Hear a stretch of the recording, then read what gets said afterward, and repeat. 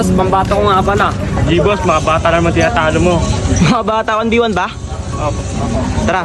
Guys, 153 wins na ako, wala pa rin nakakatalo. Ako si Philip, hindi bata kalaban mo nga kaya ayusin mo. Nung una, nagpanggap akong hindi magaling para kahit papaano ganahan siya. Ang ginagawa ko muna nung una, isasandal ko lang siya sa bato, sabay takbo bigla. Kumagat naman ito at talagang gustong bigyan agad ang bida. Low HP na ako dyan guys, pero naisipan ko pa rin balikan siya para magmukha akong mahina. Nasas mo ba? Labi siyang namiyasa, akala niya ganun lang ako kadaling pitasin. Tingin niya yata ganun lang ako kabilis gulatin. Palagi niya akong sinusurpresa, yung tipong lilitaw na lang bigla-bigla. Eh ako naman tong hindi mahilig sa kape. Sa katunayan nga niyan, pinagdikit ko pa sila ng kanyang tore. Dahil doon wala na siyang ibang naging reaksyon kundi ang mapangiti. Sa buong laban namin na to guys, kahit isang beses hindi man lang nagmintis yung sibat ko. Sa tuwing nasasapul ko siya, napapa-invisible na lang sa sobrang kabado. Sa ngayon, hinahayaan ko na lang muna siyang tumakas ng tumakas. Pero sa muli naming pagkikita, tiyak wala na tong lunas.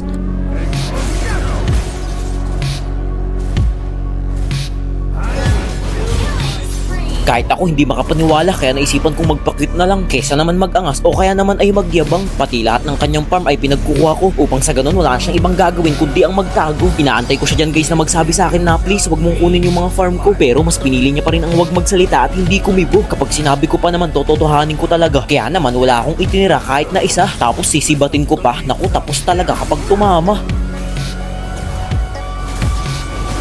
Hindi niya alam guys na naka-winchalant ako kaya ang lakas ng loob na pumalag sa akin. Naging 4-1 tuloy ang score namin. May sinasabi siya dyan pero hindi ko na lang pinarinig sa inyo. Pero ang pagkakabanggit niya, ang galing mo talaga idolo. Pero joke lang, biro lang, baka magalit na naman kayo. Sa puntong ito, napapabuntong hininga na lang siya pati ang kanyang buong mga kasama. Akala kasi nila ay tatapusin ko na. Buti naramdaman ko na parang ayaw pa nila kaya binigyan ko kahit papano ng partida. Ganyan ako guys, basta mabait yung kalaban, bibigyan ko ng tsansa na kanyang ikatutuwa. Subalit hindi maaalis sa kanya ang pagkakaroon ng pangamba kasi tingnan nyo naman yung mga minions ko tinatapos na. Swerte pa rin siya kasi umabot pa. Matindi yung gagawin ko sa kanya sa huling paghaharap namin guys, abangan ninyo. Kinuha ko na lang muna lahat ng mga blue blob ko, dagdag damage. Kakibat nun, pinagpaplanuhan ko na rin kung paanong paraan ko siya papasukin. Tamang tansya lang muna kung saan banda siya magpapakita. Kung naaalala nyo yung sinabi ko kanina na hindi man lang nagmintis lahat ng sibat kong binitawan. Kung hindi kayo naniniwala, pues ngayon ay aking patutunayan. Ako pa lang yata yung nakakagawa ng mga ganitong bagay. Yung buong game wala man lang sumablay. Pero syempre, kininil ko muna lahat ng mga minions at nilinis para kung sakaling pumalpak man ako, makakapag-def pa ako kahit na papaano. Ito na nga pala yung pinakaantay nating lahat, yung matanggap niya ang aking hinihintay na sibat.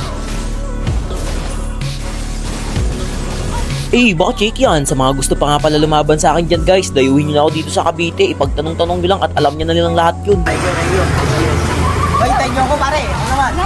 Guys, sa mga gusto pa lumaban sa akin, puntahan niyo ako dito. Bonus daw, salamat. Sinamahan nga ako ni Nana Di Coco maglaro at halos mapakagat ako sa aking nguso. Wait lang. Baka nanonood siya ng live eh.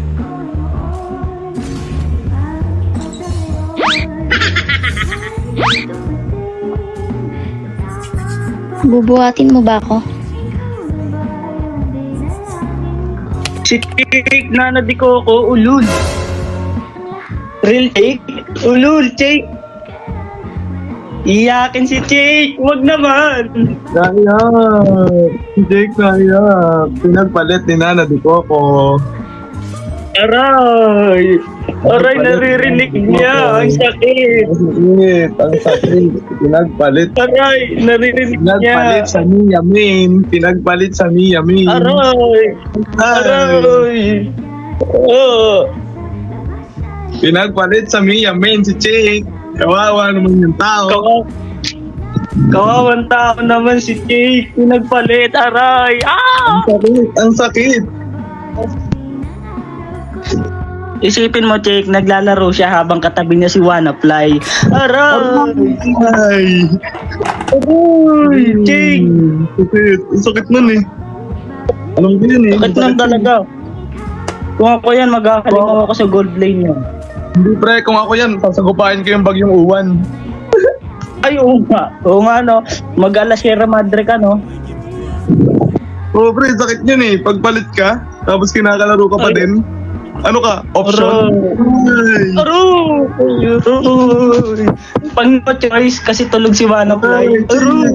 Ang option lang. Wala po. Ay, tugon pre, napakagod.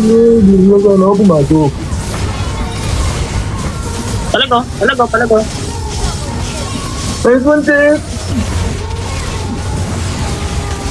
Hindi, makakapit yata si Jake eh. Kaya nyo umangat, pre. Ingat ha. Pre! Ubus, pre! Ayun lang, kung gumanap sa akin si Nana Di Coco, ubus sana sa akin. Okay lang. Ubus naman si Jake. Grabe naman si Jake doon! Nasasaktan siya pero lumalaban siya. Nasasaktan pero lumalaban. Nasasaktan pero lumalaban. Nasasaktan pero... Pahiya.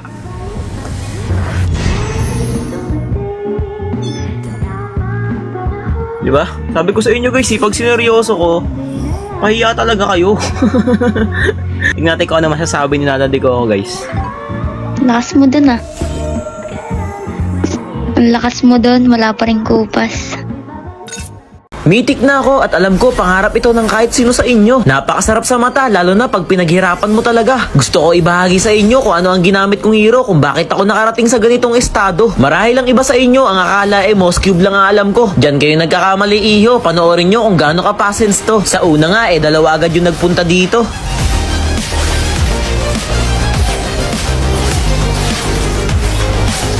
Grabe, dalawa agad ang aking napitas dun. Matapos nun, dinalawan ko na agad yung MM namin. Panoorin nyo kung paano ako mag 4 blade scaling. Grabe, wala H2 yung galawan. Sayang, ako'y nabigyan. Solo rank game nga lang pala ako dito guys at hindi ganun kadali kung paano ko ipanalo to. Kasi may malakas din sa kalaban namin kahit papano. Nagulat ako dito, yung Guinevere pala ay nasa damo. Siya nga pala yung nagpahirap sa amin guys, muntikan pa kaming natalo. Hindi rin kasi marunong yung mga side lane namin kaya nahirapan kami ng sobra. Kumbaga ako lang yung may galaw at pag-asa nila.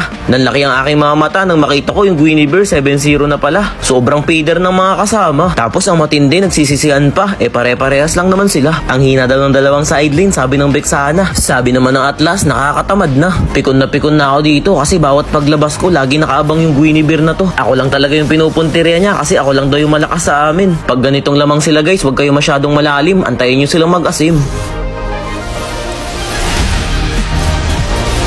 Medyo maingat ako sa part na to. Kailangan bawat galaw ay agresibo. Kaso kahit anong aking gawin, talagang inaabangan ako ng Gwyn. Hindi ko ba alam kung bakit galit na galit tong taong to sa akin. Ayaw niya ako pakuhanin ng blue block. Bakit kaya? Nawalan na ng pag-asa yung mga kakampi ko. Surrender na daw. Pero ako, pursigido talaga manalo. Buti na lang nagank namin yung Melissa dito. Kaya nagkaroon kami ng lakas ng loob para mag-lord. Kung inyong titignan, 4 versus 3 na ang laban kasi kulang sila ng dalawa. Yun nga lang, ang malaki nilang pagkakamali pumalag pa. Magtataka kayo kung bakit bigla ako nawala sa mapa. Hindi ko man lang napindot yung aking ulti. Bakit kaya ganun? Sa wakas, napakinabangan din yung 1-1 namin nung late game na. Yung Lord ay aming nakuha.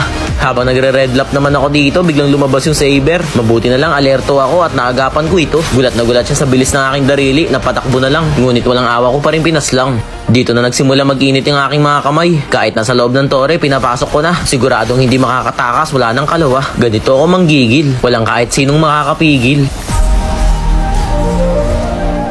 Feeling ko sobrang safe ko na dito kaya ako'y nag-farm muna. Malas yung Guinevere nandito na naman. Pansin nyo ba? Siya lang yung nakakapitas sa akin. Sobrang nakakainit ng ulo. Buisit, muntikan pa kami tuloy na talo. Kung mapapansin nyo, balak na talaga nilang tapusin. Kaya ginawa ko ang lahat para makapag-def. Baka maudlot pa ang pagkamitik ko. Buti na lang hindi tumama yung ulti ni Loco. Nag-heal lang ako dito saglit tapos balik ulit pero nagta-tower lock na talaga sila. Buti ako'y umabot pa.